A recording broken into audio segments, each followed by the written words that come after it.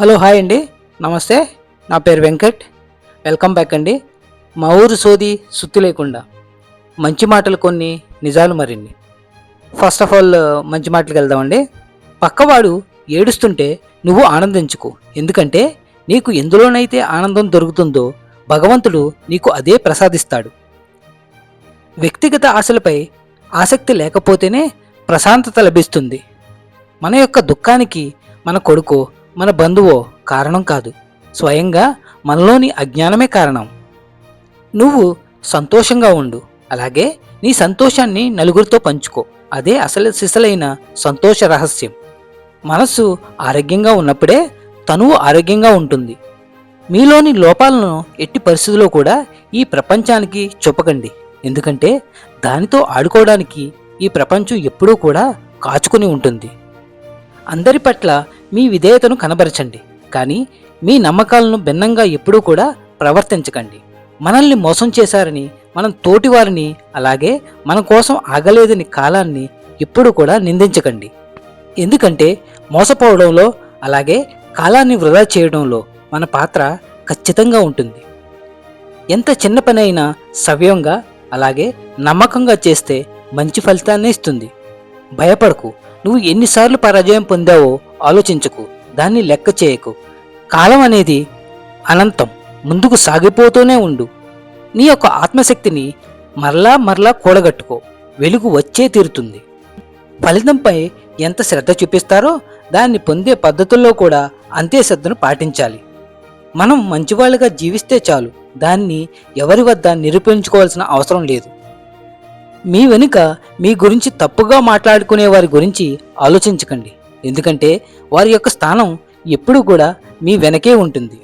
మన యొక్క ఆలోచనలు ఒకరికి దీపం అవ్వాలే గాని చితికి అంటించే నిప్పులా కాకూడదు.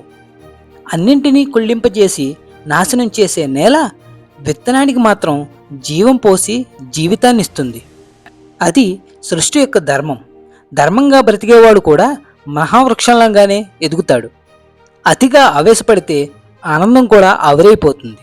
అతిగా శాసిస్తే సంతోషం కూడా దూరం అయిపోతుంది. అలాగే అతిగా అనుబంధం పెంచుకుంటే అదే స్థాయిలో బాధపడాల్సి వస్తుంది. అతి ఎప్పుడు కూడా అనర్థమే. నిజాయితీగా ఉన్నవారు ఎప్పుడూ కూడా ఎదుటివారికి పొగరుగానే కనిపిస్తారు, కానీ అది పొగరు కాదు, ఆత్మగౌరవం. మనల్ని అవమానించేవాడు ఎంత గొప్పవాడైనా సరే అస్సలు వదిలిపెట్టకూడదు. తగిన బుద్ధి చెప్పి తీరాల్సిందే, ఎందుకంటే మనల్ని బాధపెట్టి అవమానించే హక్కు వారికి లేదు. గుర్తుంచుకోండి.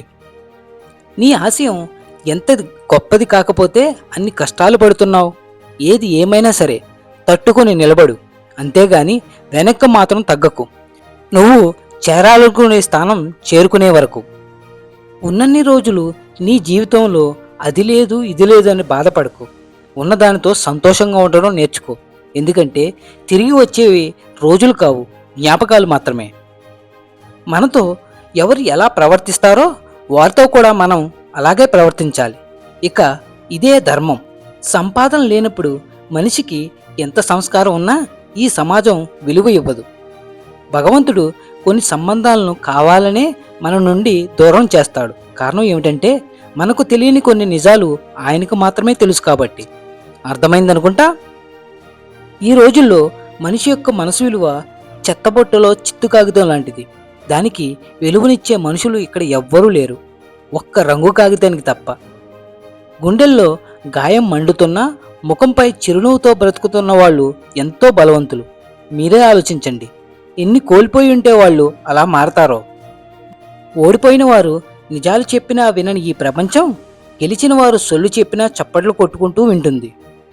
సాఫీగా సాగిపోయే జీవితం కోసం ప్రార్థించకు, తట్టుకుని నిలబడే బలం కోసం ప్రార్థించు. ఓర్పుగా చేసే శ్రమ ఎన్నటికీ వృధా కాదు. ఓర్పుగా వేచి చూడు, నీ శ్రమకు తగిన ఫలితం తప్పకుండా దొరుకుతుంది. మనస్సు నిండా ప్రేమ ఉన్నవారికి గుండె నిండా బాధ కూడా ఉంటుంది. అర్థం చేసుకోండి.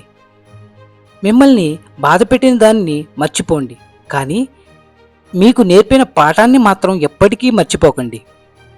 కాలానికి అలాగే కర్మకు జ్ఞాపక శక్తి ఎంతో ఎక్కువ. ఎంతకాలం తర్వాతైనా సరే మనిషి చేసిన మంచి చెడులకు అవి ఫలితాన్ని ఇవ్వకుండా వదిలిపెట్టవు. గుర్తుంచుకోండి. మీకు తెలియంది తెలుసుకుంటే జ్ఞానం, అదే తెలిసింది దాచుకుంటే అజ్ఞానం. శారీరకంగా వచ్చిన అందం ఈరోజు ఉంటే రేపు పోవచ్చు. వ్యక్తిత్వం ద్వారా మన చుట్టూ ఏర్పరచుకున్న ఆకర్షణ జీవితాంతం ఉంటుంది. భార్యకి సేవ చేయటం అంటే బానిసగా బ్రతుకుతున్నామని కాదు, బంధాన్ని గౌరవిస్తున్నామని అర్థం చేసుకోండి. ఇందులో ఉన్న ప్రతి సూక్తిలో లీనమవ్వండి. ప్రతి పదాన్ని అర్థం చేసుకోండి. అలాగే ప్రతి అర్థాన్ని జీర్ణం చేసుకోండి. మీ జీవితంలో కొత్త మార్పుని తెచ్చుకోండి. పాత గాయాన్ని మార్చుకోండి. ఇక నిజానికి వెళ్దామండి. ఈ మధ్యలో నేను ఎక్కువగా చదువుతున్న ఒక మాట, సామెత అనుకోండి, అందరూ బాగుండాలి, అందులో నేనుండాలి. ఇది వినడానికి చాలా చక్కగా మనసుకు హత్తుకునేలా ఉంది. కానీ ప్రాక్టికల్గా వెళితే వర్కౌట్ అవ్వదేమో అనుకుంటున్నాను నేను. ఎందుకంటే ఆ మాటలు వాడే ఇద్దరు వ్యక్తుల్ని మనం తీసుకొచ్చి ఏదైనా పనిచ్చి మీ ఇద్దరిలో ఎవరు గెలుస్తారో చూద్దాం అన్నామనుకోండి, అప్పుడు ఆ ఇద్దరూ కూడా ఎవరికి వాళ్ళు నేనే గెలవాలనుకుంటారు. అంతేగాని అవతలి వాడు గెలవాలి అనుకోడు. ఏమంటారు? నేనైతే నేను చెప్పింది నిజం అనుకుంటాను. ఎందుకంటే మనిషి స్వార్థజీవి కాబట్టి. థ్యాంక్ యూ అండి. అలాగే తొందరలో బకెట్ రన్ ప్రోగ్రామ్ ఉందండి. ప్లస్ వ్యూయర్స్కి, అంటే నాకు పెద్ద వ్యూయర్స్ ఏమీ లేరండి, ఏదో 100-50 అలాగే ఉన్నారు, జస్ట్ స్మాల్ వ్యూయర్స్. ఏదైనా క్వశ్చన్ ఉంటే దానికి మీరు షూట్ చేయండి, షూట్ యువర్ క్వశ్చన్. నేను దానికి లాజికల్ జవాబు ఇస్తాను. ఎవరికైనా ఉంటే, నాకు అంత వ్యూయర్స్ లేరు, జస్ట్ ఉన్న మట్టికి ఎవరైనా ఉంటే జస్ట్ క్వశ్చన్ చేయండి, దానికి నేను లాజికల్ జవాబు ఇస్తాను. అది నెక్స్ట్ వీక్లో. ఈ వారం క్వశ్చన్ చేస్తే నెక్స్ట్ వీక్లో నేను దానికి జవాబు ఇస్తాను. థ్యాంక్ యూ సో మచ్ అండి. See you next week with new content. Sign off, Venkat. Thank you.